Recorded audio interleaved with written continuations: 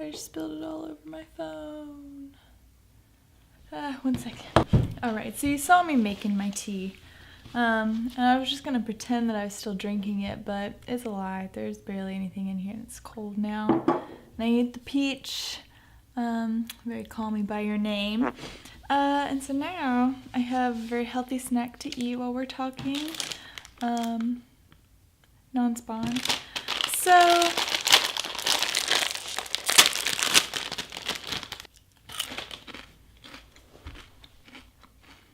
I thought we would talk about study abroad.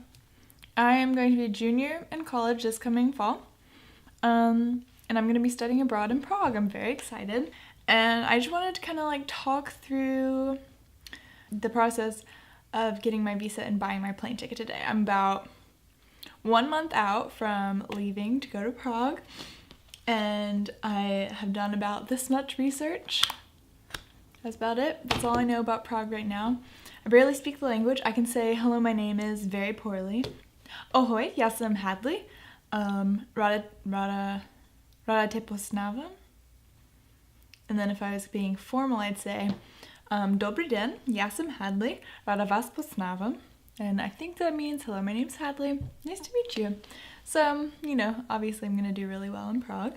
I knew I wanted to study abroad even before I went to college. I think it's such an amazing opportunity, and actually my parents met on their study abroad. My mom was from a college in America, my dad was from another college in America, and they both went to the same study abroad in France. They met, they fell in love, they got married. I mean, come on, it's like in my blood to go abroad.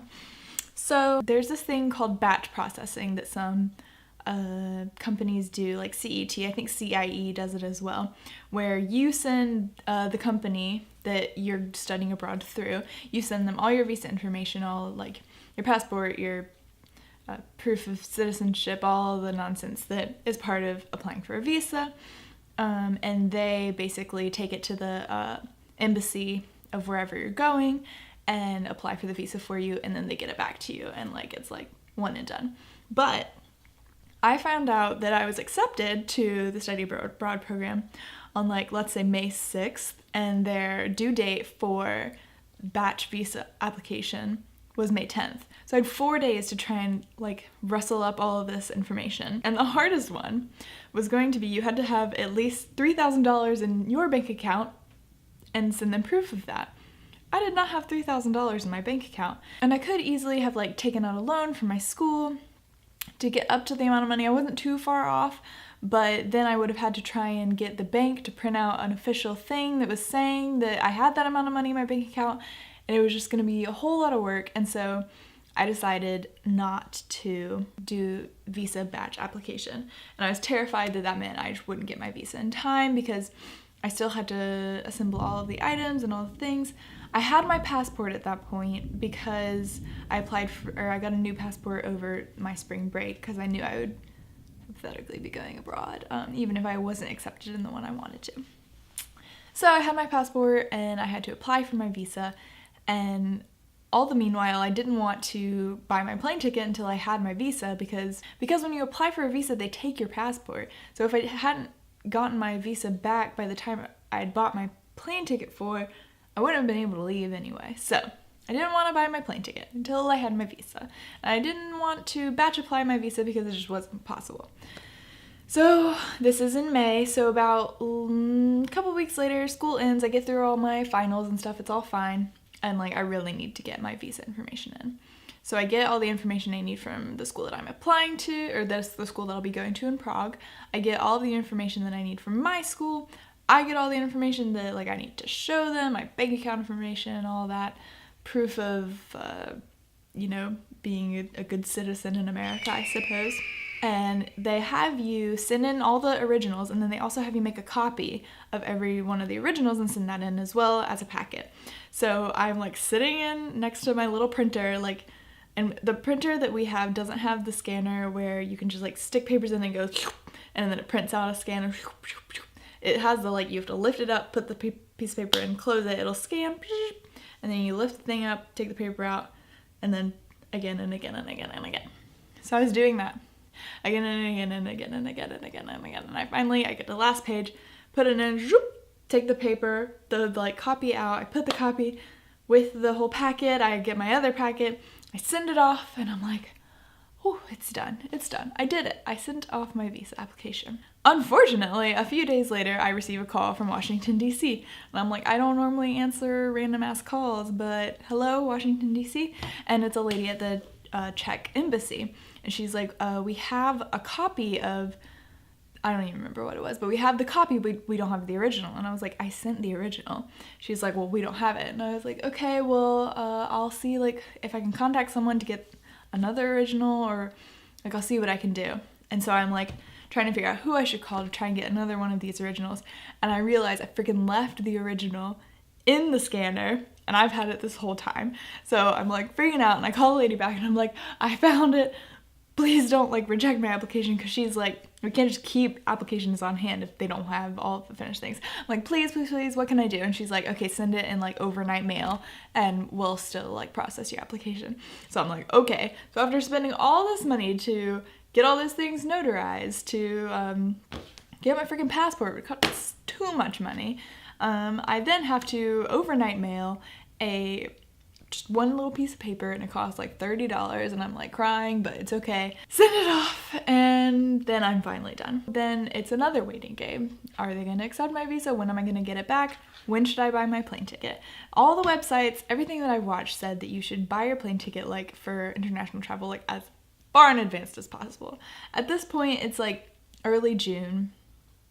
I'm hopefully leaving mid to late August, so I'm already past like the 3-month mark, so I'm like, I'm screwed. I'm gonna have to pay $1,000 or more for my plane ticket. So, but I keep putting it off. I'm like, oh, the plane tickets, maybe they'll go down in price. The cheapest one I can find is like $800 something, but it would take 2 nights to get from where I live in America to the Czech Republic to Prague, and that is because I would have like a 17-hour layover in Istanbul, and I'm like, I can't do that.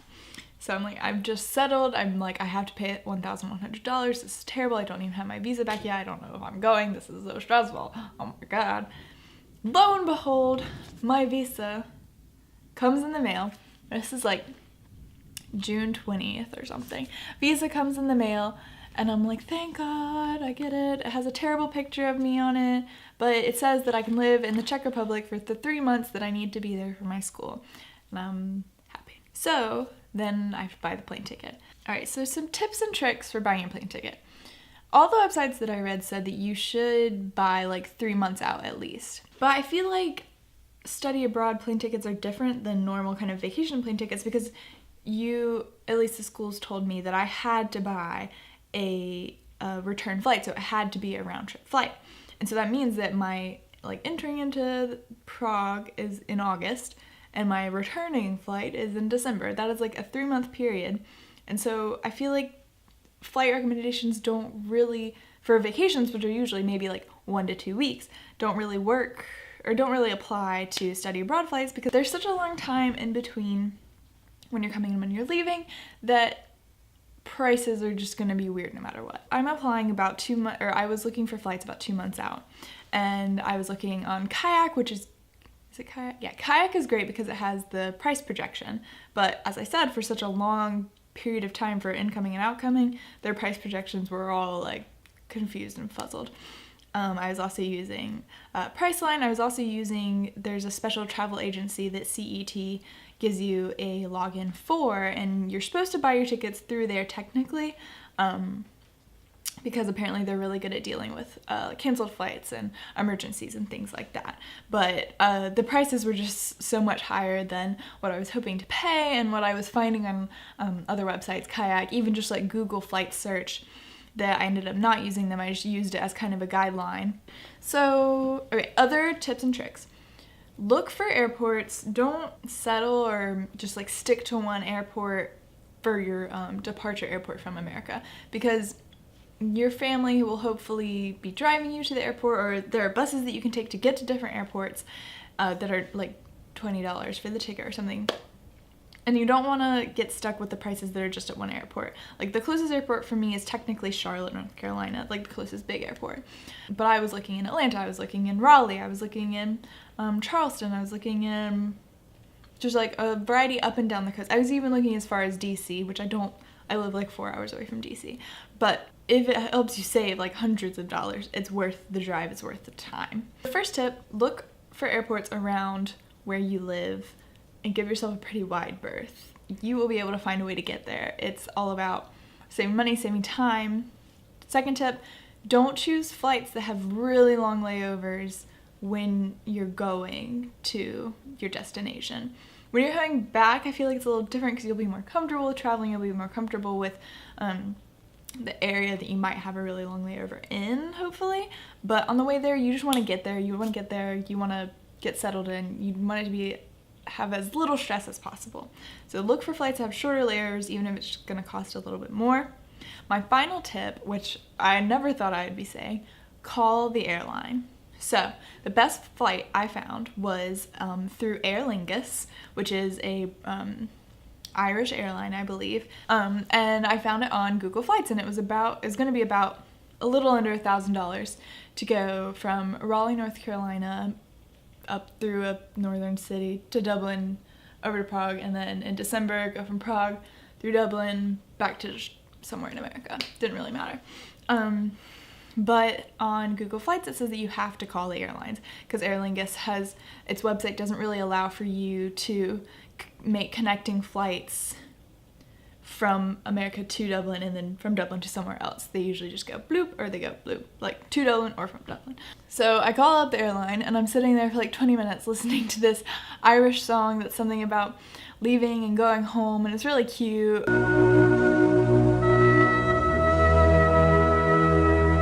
I'm sitting there for like 20 minutes on the phone. I'm like, I don't even like talking on the phone. This is terrible. Like, they're gonna somehow find a way to charge me more money because I'm really bad at like saying no. So they'll be like, oh, you want to like upgrade to this, or you got to get travel insurance. Oh, we'll just put you on this flight. And I'm convinced that I'm going to end up paying way more than what Google says. So the lady answers and I'm like, hi, I found this flight on Google and it said that I had to call you and I'd like to book a ticket because I'm trying to go from Raleigh to Prague through Dublin, and then from Prague back to Raleigh through Dublin. And the lady was so helpful. She was amazing. She was American, so I don't know if they have, or she at least had an American accent.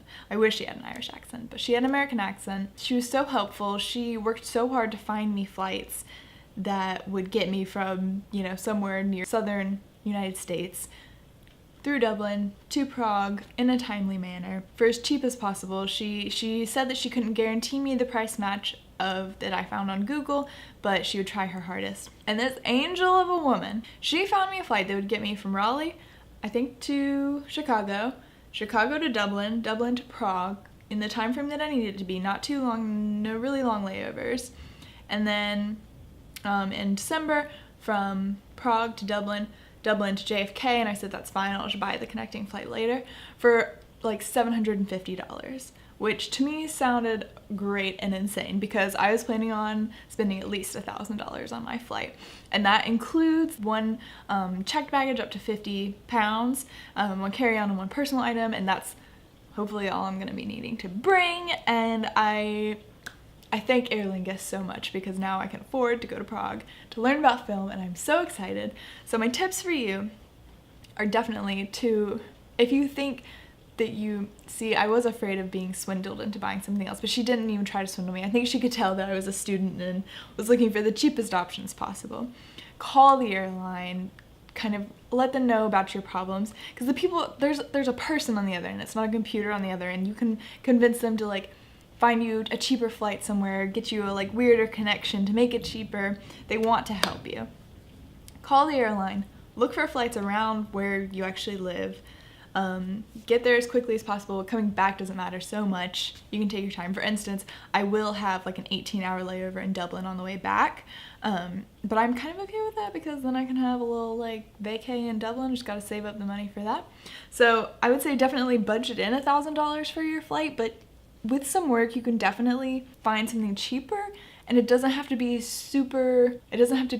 like 5 months before you're gonna leave. You can make it work even if you only have 2 months until you leave. And right now I only have 1 month until I leave, but I have my plane ticket, have my Rick Steves Prague. I'm still reading it, still finding out, you know, things. I know how to say hello, nice to meet you.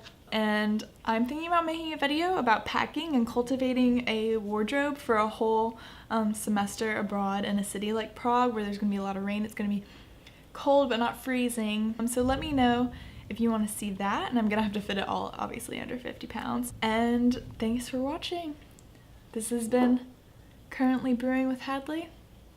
Some cold chai tea. I hope this is helpful for you. Let me know if you're studying abroad or if you're hoping to study abroad. If you have studied abroad and you have any advice for me, that would be great.